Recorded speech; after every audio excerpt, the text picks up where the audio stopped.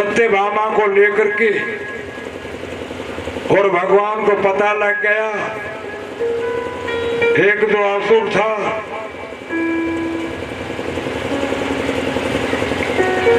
उसने 20,000 कन्याओं को, 16,000 कन्याओं को अपने कब्जे में कर रखा था। बाहर से कन्याएं लाता और कैद में कर लेता, और उसके बाद में ऐसा विचार किया कि मैं 20,000 हो जाएंगे जिनके साथ विवाह करूंगा। उस भगवान, मैं कोई भगवान से कम थोड़ी, ऐसी जाति कर रखी थी उस असुर ने। भगवान को पता लगा, जाकर के उसका वध किया।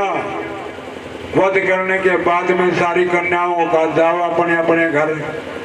वो सारी कहने लगे महाराज अब हम कहाँ जाएं, हमारे पास तो 2 ही रास्ते हैं, या तो कुएं में पड़ जाएं, आत्महत्या कर लें, या फिर दूसरा मार्ग अपना लें। गलत, घर वाले तो हमें घर में घुसने नहीं देंगे। अब तो तुम बताओ क्या करना चाहती हो? हम तो आपसे विवाह करना चाहती हैं। तो कोई बात नहीं, चलो एक ही मुहूर्त में, एक ही साथ में 16,100 रानियों के साथ विवाह हो गया। अब 16,108 रानी हो गई भगवान की।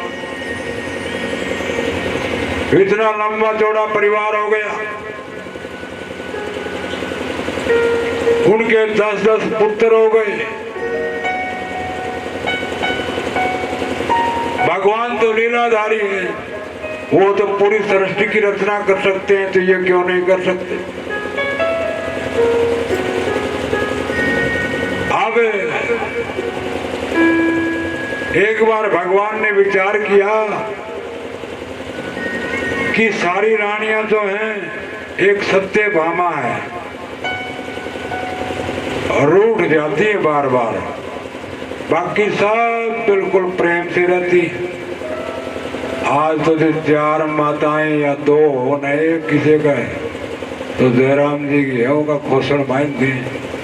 2 पत्नी हो तो क्या हाल है उनका? मेरा होंगी एक आधा का। आज इतना दे तो बहुत लंबा काम है। अब रूठने वाली में कौन थी उनमें? सत्यभामा। क्यों थी वो? क्योंकि वो धेज बहुत लाई थी। ये माई जे धेज लिया ना आपके पीर से, तो फिर बड़ा नखरा दिखावे, मेरे बाप ने दिया, यो मेरे बाप ने दिया, यो मेरा अलमारी दी मेरे बाप ने, यो दिया ताने कार दे दी, मेरे बाप की देवड़ी है। डिठोरा दिखाओगी सारी उम्र, इसलिए किसी का कार कूर ना लियो, दहेज ना लियो, नहीं तो देख लियो डिठोरा सहन करना पड़ेगा। कोई माइया का होती हमारा दहेज अर्थ मिल जाए। सत्यभामा रूठती है, भगवान मन में तो थे सत्यभामा रूठती है और सारा शांति है। रुक्मणी कभी नहीं रूठी आज तक। चलो आज इसको देखते हैं रुक्मणी का। रुक्मणी इतनी शांत हैं, सारे जितने भी सेवक हैं, नौकर चाकर हैं, सब प्रेम करते हैं उनसे, कोई भी द्वेष नहीं करता, क्योंकि इतना निर्मल भाव है उनका, बड़ा प्रेम का भाव है। नौकरों को भी जी कह करके बोलती है, ऐसा सुंदर भाव रुक्मणी जी का। अब रूठती तो रूठने का तो कोई मतलब नहीं। भगवान ने मन में सोचा, देखते हैं रूठी हुई कैसे लगती है ये, कोई रुसोड़ी किसी को लग गए, इन भाईजान तो मेरा रुसोड़ी किसी को लग गए। बाकी भगवान ने पता नहीं था ये रूठी हुई कैसी लगती है, तो भगवान ने एक लीला रचाई। भगवान ने देखा आज बैठे हैं कक्ष में और बस बेचैनी सी दिखाई, मायूसी से दिखाई, मुंह थोड़ा सा वो डाल कर। रुक्मणी जी आई, क्या बात है, आज कोई दिक्कत है क्या?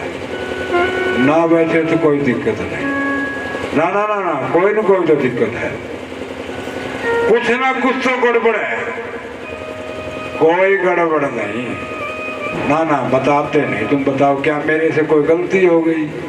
कहने लगे हाँ तेरे से गलती हो गई, और एक गलती नहीं हुई, बहुत बड़ी गलती कर दी तूने। महाराज मैंने क्या गलती कर दी बताओ? पहली गलती तो तूने ये कर दी कि मेरे साथ विवाह किया।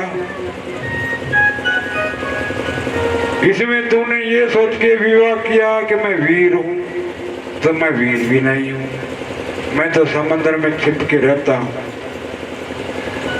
आप ही सवाल कर, आप ही उत्तर देते। दूसरा ये सोच के मेरे से शादी की होगी कि मैं देवकी नंदन हूं, तो मेरे को ये लोग तो ये क्या कि ये यशोदा नंदन है, मेरी तो माँ का भी कौन, मेरा मैं किसका हूं? तीसरी ये गलती करती तो लोग ने के अगर सुंदर समझ के भाई मैं सुंदर हूँ, वो भी काम नहीं है, सुंदर भी नहीं, मतलब मेरे को तो लोग काला काला काला कहे, कालिया कालिया कहे। और अगर आप तने ये सोच करके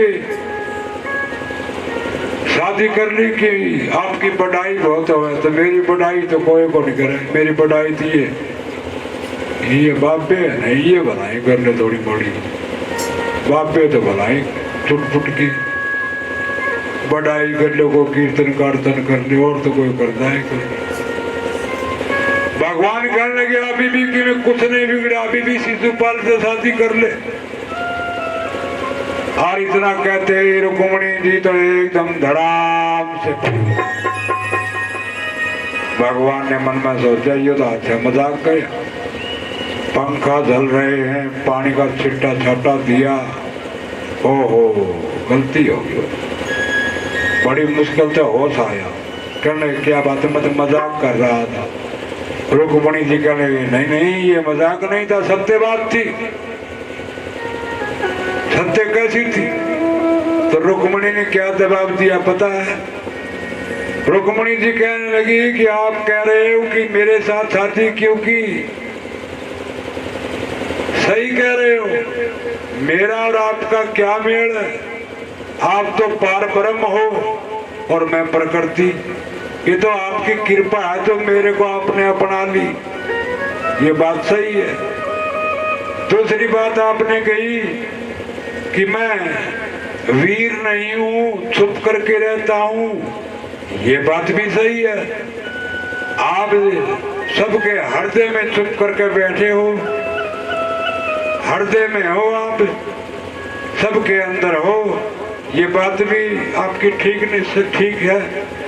और दूसरी बात ये आपने ये कही कि मैंने देवकी का पुत्र हूं, कोई कहता यशोदा का पुत्र है, तो भगवान ये बताइए आपके माता पिता हैं क्या?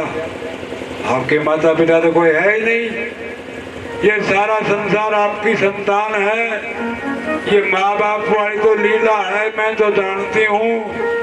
आपका कोई माता पिता नहीं है, आप भगवान हो, सृष्टि की रचना करने वाले हो।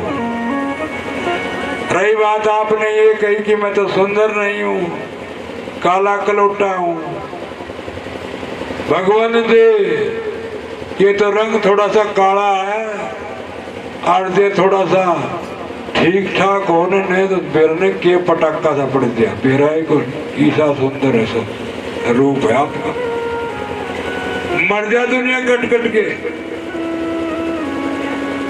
आप काले हो, इतने निराले हो। ओ मोटे मोटे नैनन के तू सांवली सुरतिया वैनन के तू, ओ गजरा रे मोटे मोटे थारे नैन, ओ नजर ना लग जाए, नजर ना लग जाए, नजर ना लग जाए। ओ गजरा रे मोटे मोटे थारे नैन, ओ नजर ना लग जाए, ओए ओए ओए नजर ना लग जाए, ओए ओए ओए नजर ना लग जाए। बोली बातें बिहारी लाल की जय हो। और आप ये कहते हो कि मेरी बढ़ाई तो ये बापे करे और कोई बढ़ाई गुण करे, 2-4 मुट्ठी भर लोग होंगे गांव में, कोई कीर्तन कारतन कर लेंगे और कोई बढ़ाई को नहीं करे, मन पूछे कोई। रुक्मणी जी कहने लगे महाराज इस संसार में कोई धनी व्यक्ति है तो धनी है वो ये बाबे ही है धनी, धनी यही है, अमीर यही है, और तो संसारिक धन के अंदर अंधे हो रहे हैं, और इनके पास में राम नाम का धन है, राम नाम का धन है, और वो अनमोल रत्न है, आपके नाम का धन है। जिस प्रकार से मीरा के पास, मीरा ने तो कह ही दिया राम रतन धन पायो।